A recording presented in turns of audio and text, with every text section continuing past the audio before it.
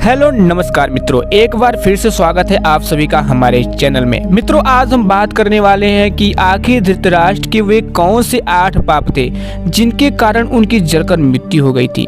और मित्रों, आपको भी भूलकर ऐसा नहीं करना चाहिए। तो चलिए जानते हैं, लेकिन आगे बढ़ने से पहले आपसे निवेदन है कि वीडियो को बिना 1 सेकंड स्किप किए वीडियो में अंत तक बने रहिएगा। अगर आप लोग वीडियो अंत तक देख लेते हैं तो आपके मन में कोई भी प्रश्न नहीं उठेगा। और हाँ मित्रों, हमने कई बार देखा है आप लोग हमारी वीडियो को तो देखते हैं लेकिन चैनल को सब्सक्राइब नहीं करते, तो चैनल को सब्सक्राइब करके सपोर्ट करिए। तो बिना देर किए चलिए शुरू करते हैं। मित्रों, हम आपको बता दें कि महाभारत युद्ध के सबसे बड़े खलनायक धृतराष्ट्र, जिन्होंने पुत्र मोह में पड़कर अपने ही समूचे वंश का नाश कर दिया। लेकिन क्या आप जानते हैं कि धृतराष्ट्र का जन्म से अंधा होना या उनकी जलकर मृत्यु होना स्वाभाविक नहीं था, बल्कि ये उनके पाप कर्मों का फल था। उन्होंने ऐसे 8 पाप किए थे जिनकी वजह से ही उन्हें यह सब कुछ झेलना पड़ा। तो चलिए जानते हैं कि वे कौन से पाप कर्म थे जिसके कारण समूचे कौरव वंश का नाश हो गया और धृतराष्ट्र स्वयं जलकर मृत्यु को प्राप्त हो गए। तो चलिए हम आपको बताते हैं पहला और दूसरा पाप। मित्रों, गांधारी के साथ धोखा धृतराष्ट्र का पहला पाप कर्म था, क्योंकि गांधारी को विवाह के समय यह नहीं बताया गया था कि धृतराष्ट्र जन्म से अंधे हैं। भीष्म पितामह ने धृतराष्ट्र का विवाह गांधारी के साथ कर दिया और धृतराष्ट्र के जन्म से अंधे होने का पता चलते ही पत्नी धर्म का पालन करते हुए गांधारी ने भी अपनी आंखों पर पट्टी बांध ली। धृतराष्ट्र का दूसरा पाप गांधारी के परिवार को बंदी बनाकर मृत्यु समान कष्ट देना था।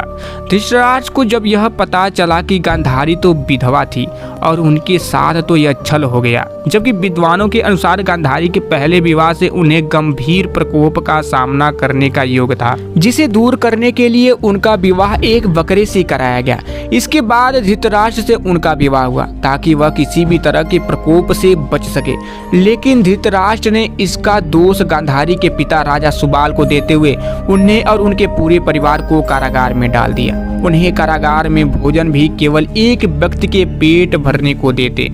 तब राजा सुबाल वह सारा भोजन अपने सबसे छोटे पुत्र शकुनी को दे देते ताकि उनके वंश में कोई तो जीवित बचे और धृतराष्ट्र से प्रतिरोध ले सके। चलिए मित्रों, हम आपको बताते हैं तीसरा और चौथा पाप। मित्रों, धृतराष्ट्र का तीसरा पाप दासी के साथ सहवास करना था। गांधारी के पुत्र उनमें से एक भी कौरव वंशी नहीं थे। गांधारी ने महर्षि वेद व्यास से पुत्रवती होने का आशीर्वाद प्राप्त किया। तब उन्हें 2 वर्ष बाद 99 पुत्र और 1 पुत्री की प्राप्ति हुई। उधर गांधारी जब गर्भवती थी तो धृतराष्ट्र ने अपनी दासी के साथ सहवास किया। उनसे उन्हें 1 पुत्र की प्राप्ति हुई जिनका नाम युद्धसुत था। तब कौरवों की संख्या 99 से 100 हो गई। धृतराष्ट्र का चौथा पाप पांडवों के साथ किया गया अन्याय था। वह जानते थे कि पुत्र मोह में पड़कर वह पांडवों के साथ जो अधर्म कर रहे हैं वह उचित नहीं है, लेकिन उन्होंने फिर भी वही किया और सारे वंश का सर्वनाश कर दिया। महाभारत युद्ध रोकने के लिए महात्मा विदुर ने उन्हें कई बार समझाया और युद्ध के परिणामों के बारे में बताया, लेकिन सब कुछ जानते समझते हुए भी धृतराष्ट्र चुप ही रहे और केवल दुर्योधन और शकुनी की ही बात मानते रहे। तो चलिए मित्रों, हम आपको 5वां और 6वां पाप बता देते हैं। मित्रों, 5वां पाप द्रौपदी चीरहरण के समय धृतराष्ट्र का चुप रहना था। यह एक ऐसी घटना थी जिसने महाभारत युद्ध की नींव डाली। यह कहना बिल्कुल भी गलत नहीं था। द्रौपदी का चीरहरण एक ऐसी घटना थी जिसने प्रतिशोध की अग्नि को जन्म दिया और फिर उसका परिणाम इतिहास का सबसे बड़ा युद्ध महाभारत देखने को मिला। धृतराष्ट्र का 6वां पाप अपने भाई के बच्चों का हक छीनना था। हालांकि यह उन्होंने स्वयं नहीं किया, लेकिन जब भगवान श्री कृष्ण ने पांडवों के लिए केवल 5 गांव मांगे तब दुर्योधन के इनकार करने पर धृतराष्ट्र का चुप रहना भी पुत्र मोह में पड़कर अधर्म का साथ देना ही था। तो चलिए मित्रों, अब आपको बताते हैं 7वां और 8वां पाप। मित्रों, भीम को मारने की इच्छा धृतराष्ट्र का 7वां पाप था। जब महाभारत समाप्त हो चुका था तब सभी पांडव धृतराष्ट्र से मिलने पहुंचे। वहां भीम के अलावा सभी ने धृतराष्ट्र को प्रणाम किया। जब भीम की बारी आई तो भगवान श्री कृष्ण ने भीम को रोका और भीम की जगह उनके ही आकार की बनी एक लोहे की मूर्ति आगे बढ़ा दी। धृतराष्ट्र पुत्रों के वध में अत्यंत क्रोध में थे। उन्होंने समझा कि उनके सामने भीम है तो उन्होंने उसे कसकर पकड़ा और तोड़ दिया। लेकिन जब उनका क्रोध शांत हुआ तो तो भीम को मित्र समझकर रोने लगे। उसी समय भगवान श्री कृष्ण ने उन्हें बताया कि वह उनके क्रोध की अग्नि को जानते थे, इसलिए भीम की जगह उनके आकार की मूर्ति आगे कर दी थी। इस तरह श्री कृष्ण जी ने भीम को धृतराष्ट्र के क्रोध से बचाया। 8वां पाप धृतराष्ट्र के पूर्व जन्म का था। उस समय वह अत्यंत निर्दयी राजा थे। एक दिन वह विहार पर निकले और देखा कि सरोवर में एक हंस अपने बच्चों के साथ विहार कर रहा है।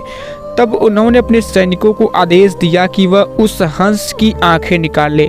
सैनिकों ने वैसा ही किया। हंस की दुर्दशा और उसकी मौत के साथ ही उसके बच्चे की भी मौत हो गई।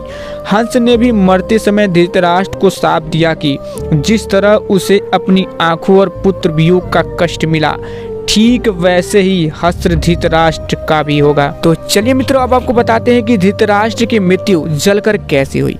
मित्रों, महाभारत का युद्ध समाप्त हुए 15 वर्ष बीत गए थे। धृतराष्ट्र, कुंती, गांधारी और संजय वन चले गए। एक दिन धृतराष्ट्र गंगा में स्नान करने के लिए गए तो अचानक ही जंगल में आग लग गई।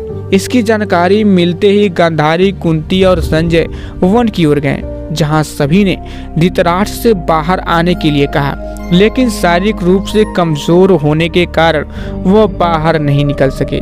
तब संजय ने गांधारी और कुंती से कहा कि वह जंगल में प्रस्थान करे, लेकिन धृतराष्ट्र को आग में देखकर गांधारी और कुंती ने भी वहां से नहीं जाने का निर्णय लिया।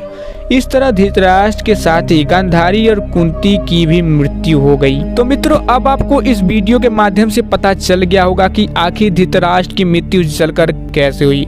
और मित्रों, अगर आप लोगों को वीडियो थोड़ा सा भी पसंद आया हो तो वीडियो को दिल से एक लाइक और चैनल को सब्सक्राइब करना मत भूलिएगा। तो फिर मिलेंगे। जय श्री कृष्ण, राधे राधे।